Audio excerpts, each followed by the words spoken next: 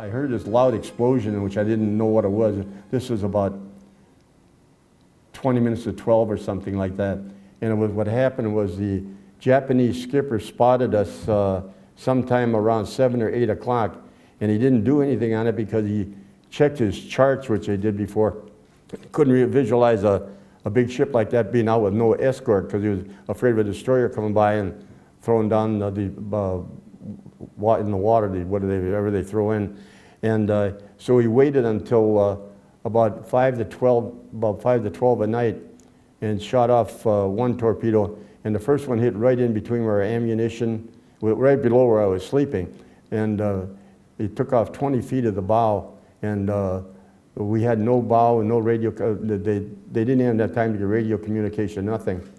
So when I hopped out on the deck, I burnt the bottom of my feet, and it was really hot, and flames were coming up through the turret. And I didn't know what to do, and the officer of the deck is screaming because the lights were on. I'm like, get those lights off. He said, we're done, da-da-da. And somebody cut down a line of life jackets, and I put one on. In the meantime, they're trying to get one of the rafts off at the side of the turret, and the ship was listing so bad by that time that they couldn't get it out, so that raft didn't get out. In the meantime, I rolled over, landed in the water, and one of the seaplanes rolled over on top of me, and there was 3 other guys, and we pushed it away, and we watched the ship going out in the distance, the turret's in the water. Finally, it got out so far, and flames were shooting up, guys running around the top, props turning around. The ship went straight up, went down like a rocket. That was about 12 to 15 minutes later.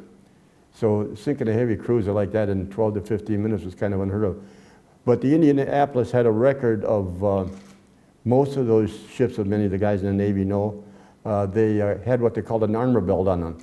The Indianapolis didn't have one because it would come in underneath the Washington Treaty, and to keep it down with its weight, they had to eliminate that. Otherwise, maybe it would have saved some lives or something like that. So anyway, we were in the water, and I ended up with probably there was about anywhere from 58 to 60 of us in the water. And guys were still screaming, you know, I need a life jacket, da-da-da, and you couldn't do much out of it. But then it was real blackout. But then in the morning, when we more or less got assembled, we looked around, and here's these guys floating in jackets and everything. And the weather at that time was pretty nice. And the sharks came in when it was, the sharks didn't come in when it was a quiet day. They come in because they didn't want to go through the oil. There was a lot of oil out there. And by the way, we were discovered I'm getting ahead of my story, I guess. There was this is on a Thursday night.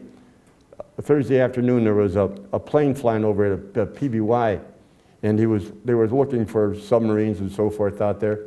And the captain got up to fix the antenna, and his name was Gwen. And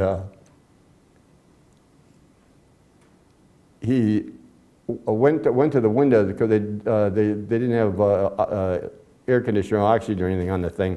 And he looked down and he yelled at the co-pilot. He said, "Boy," he said, "move over." He said, "I'll take the plane over." He said, "We might have got ourselves a submarine down there." He said, "Well, let's follow this oil slick."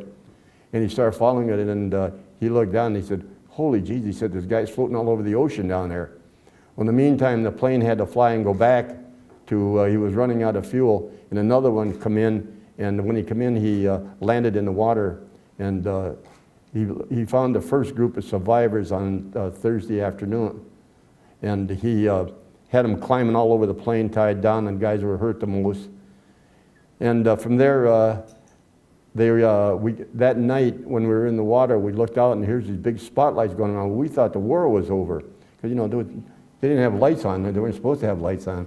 And what it was, the destroyers that were accumulated, brought into the area and everything, after they found out it was the Indianapolis when they picked up the first group of survivors, they left their lights on to let us know that there was somebody out there. So through the night we saw that, and in the morning we got through the night all right, and we were kind of hoping, you know, maybe those lights would help bring something around, or we were near land or something. So anyways, that morning the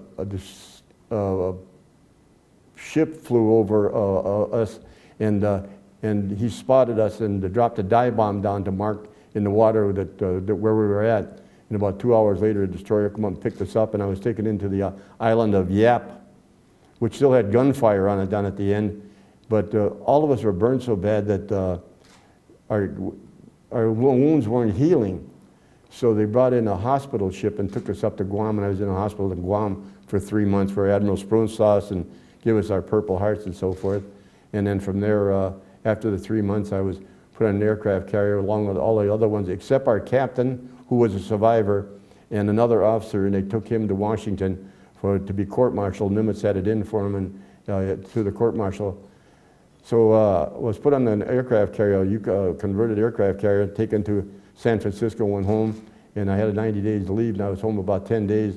I got subpoenaed and went to Washington for the court-martial of our captain, and was down there for about 4 or 5 days. I got back home, spent the rest of my 30-day survivor's leave, and at that time, if you enlisted in the service, you could get out, you got out on points, but most of them, when they were drafted, was for.